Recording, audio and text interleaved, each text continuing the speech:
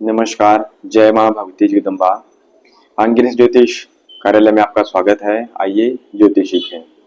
हम बात कर रहे हैं भावेशों के फल के निरूपण के विषय में, अर्थात किसी भी भाव में बैठी हुई जो राशि है उसके जो स्वामी हैं वह दूसरे भाव में बैठकर किस प्रकार का फल प्रदान करते हैं, इस विषय में हम चर्चा कर रहे हैं। अभी तक पंचमेश तक और षष्ठेश तक हमने बात की। आज बात करेंगे सप्तमेश और अष्टमेश के विषय में कि सप्तमेश लग्न आदि द्वादश भावों में बैठकर किस प्रकार का फल प्रदान करते हैं और अष्टमेश द्वादश आदि भावों में बैठकर कौन सा फल मनुष्य को प्रदान कर रहे हैं। आइए जानते हैं सप्तमेश और अष्टमेश के विषय में। सप्तमेश जब भी किसी की लगन कुंडली में लगन स्थान में बैठ जाते हैं तो वह अन्य स्त्रियों से कुछ प्रेम रखने वाला मनुष्य होता है। अगर पुरुष होगा तो स्त्रियों से और अगर स्त्री होगी तो पुरुषों से। भोगी, सुंदर, अपनी पत्नी से भी विशेष प्रेम करने वाला वह मनुष्य होता है, अर्थात उस मनुष्य को अपनी पत्नी से भी अत्यधिक प्रेम रहता है। सप्तमेश जब द्वितीय स्थान में बैठते हैं तो वह मनुष्य स्त्री से कष्ट प्राप्त करता है, अर्थात उसकी स्त्री दुष्ट स्वभाव वाली होती है और पुत्र की इच्छा करने वाली होती है तथा स्त्री द्वारा धन लाभ कमाता है और अधिक समय स्त्री संग में ही मनुष्य रहता है।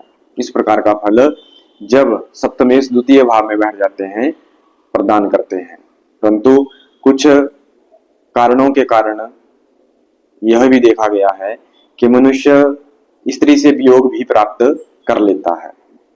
जब सप्तमेश दूसरे स्थान में बैठ जाते हैं तो स्त्री से मनुष्य को दूरियां भी आती हैं, अगर स्त्री हो तो पुरुष और पुरुष हो तो स्त्री से।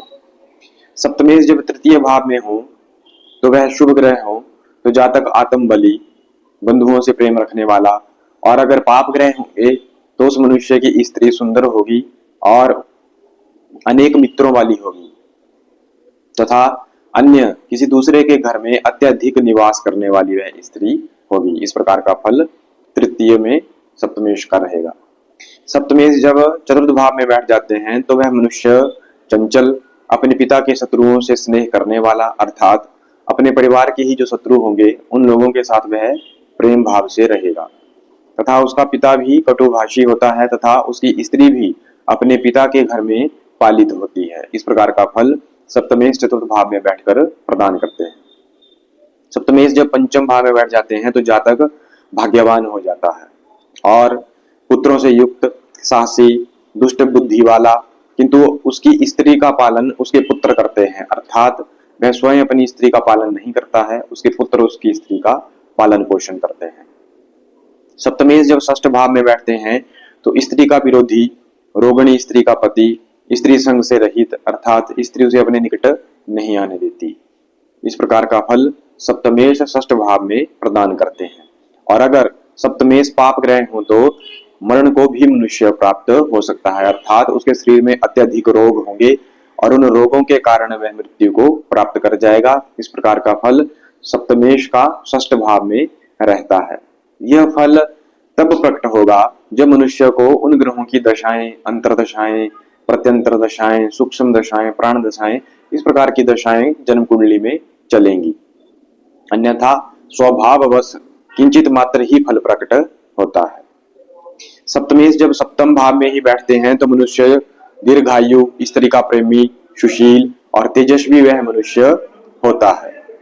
सप्तमेश जब अष्टम भाव में बैठते हैं तो वह मनुष्य विवाह से रहित रह जाता है, अर्थात उसका विवाह नहीं हो पाता। वैश्यागामी, चिंता से युक्त और दुखी वह मनुष्य होता है। सप्तमेश जब नवम भाव में बैठते हैं तो वह मनुष्य तेजस्वी होता है, सुशील मनुष्य होता है और सुशील ही उसकी पत्नी भी होती है। परंतु यदि सप्तमेश क्रूर ग्रह होंगे और फिर नवम भाव में बैठेंगे तो मनुष्य को वह कष्ट प्रदान करेंगे।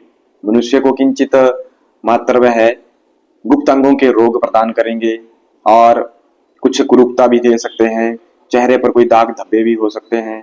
और यदि सप्तमेश पर लग्नेश की दृष्टि हो तो नीति शास्त्र में मनुष्य प्रबल होता है। सप्तमेश जब दसम स्थान में हो तो राजा के यहाँ दोषी, कपटी होता है। यदि सप्तमेश पाप ग्रह हो तो दुखी और शत्रु से पराजित वह मनुष्य होता है।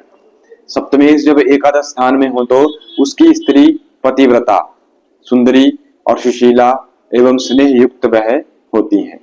सप्तमेश जब द्वादश भाव में हो तो वह अपने घर और बंधुओं के कार्य में रत रहता है, परंतु उसकी विवाहिता स्त्री उससे दूर हो जाती है। इस प्रकार का फल प्रकट होता है।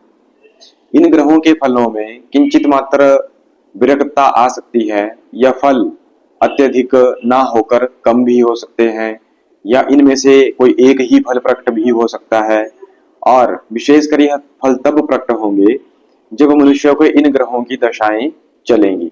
जैसे सप्तमेश की हमने बात की, तो जब सप्तमेश के ग्रह की दशा चलेगी, फिर वह सप्तमेश किस भाव में जाकर बैठा है, तो इस प्रकार के फल वह प्रकट करेगा। इस प्रकार समझना चाहिए। इस प्रकार द्वादश भावों में सप्तमेश का फल ग्रंथाकार ने कहा है। अब जानते हैं अष्टमेश का फल। लगन में अष्टम भाव के स्वामी हो तो मनुष्य को बहुत विघ्न बाधाएं जीवन में आती हैं। दीर्घ रोगी मनुष्य होता है, चोर भी हो सकता है और व्यर्थ विवाद में तत्पर रहता है, बहस करने वाला, राजा की कृपा से धन लाभ उठाने वाला वह मनुष्य होता है। अष्टमेश द्वितीय भाव में हो तथा पाप ग्रह हो तो जन्मने वाला अल्पायु, शत्रु से युक्त चोर होता है, और शुभ ग्रह हो तो अत्यंत शुभ फल होता है, किंतु राजा के द्वारा उसका मरण होता है। अर्थात किसी शस्त्र से भी मनुष्य की मृत्यु हो सकती है, या किसी घात से, या दूसरों के द्वारा मनुष्य मारा जाता है। अष्टमेश जब तृतीय भाव में बैठते हैं तो जातक बंधुओं और मित्रों का विरोधी, अंगहीन, कटुभाषी, चंचल और सहोदर से रहित मनुष्य होता है। अष्टमेश चतुर्थ भाव में हो तो पिता से शत्रुता करने वाला और पिता के धन को छीनने वाला, पिता पुत्र में कलह होती है एवं पिता से मनुष्य को बैर रहता है और उसका पिता रोगी रहता है। अष्टमेश पंचम भाव में हो और पाप ग्रह हो तो जातक पुत्रहीन होता है। यदि शुभ ग्रह हो तो पुत्र होता है किंतु वह नहीं जीता, और यदि जी भी जाता है तो वह पुत्र उसका धूर्त होता है। षष्ठ भाव में अगर अष्टमेश बैठे हो तो सूर्य अगर वहां बैठे हो तो राजा का विरोधी मनुष्य होता है। गुरु हो तो शरीर से रोगी होता है, शुक्र हो तो नेत्रों का रोगी होता है, चंद्रमा हो तो रोगवान होता है, मंगल हो तो क्रोधी होता है, बुध हो तो मनुष्य डरपोक और मुख का रोगी होता है, शनि हो तो कष्टवान होता है, और यदि वह चंद्रमा और बुध से दृष्ट हो तो विशेष अनिष्ट कारक योग बनता है। अष्टमेश सप्तम भाव में बैठे हो तो जातक पेट के रोगों से युक्त और दुशीला स्त्री का पति, दुस्वभाव वाली उसकी स्त्री होती है।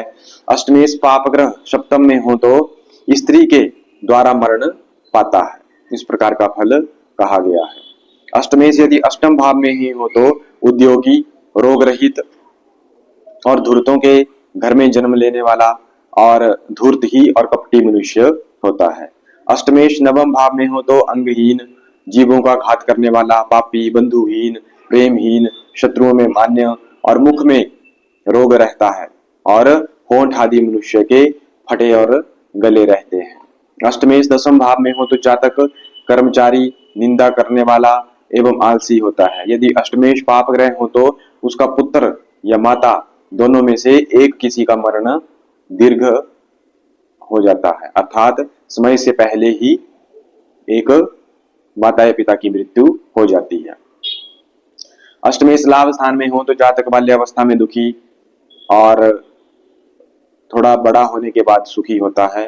अष्टमेश शुभ ग्रह हो तो दीर्घायु, पाप ग्रह हो तो मनुष्य अल्पायु होता है। अष्टमेश जब द्वादश भाव में हो तो जातक कटुभाषी और शठ, निर्दय एवं स्वेच्छाकारी होता है, अपनी मनमर्जी करने वाला।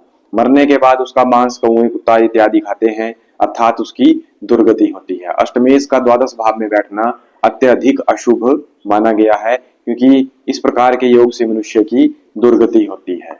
इस प्रकार मानसागरी में अष्टमेश का फल द्वादश भावों में कहा है। इस फल में न्यूनता अधिकता सामान्य रूप से हो सकती है, क्योंकि ग्रहों की दृष्टियां, ग्रहों के बल और ग्रहों के योग से इन फलों में विरक्तता आ जाती है। अगर आपकी भी जन्म कुंडली में इस प्रकार के योग हैं या आपके भी ग्रह इस प्रकार इन भावों में बैठे हैं तो आप इस प्रकार का फल समझें।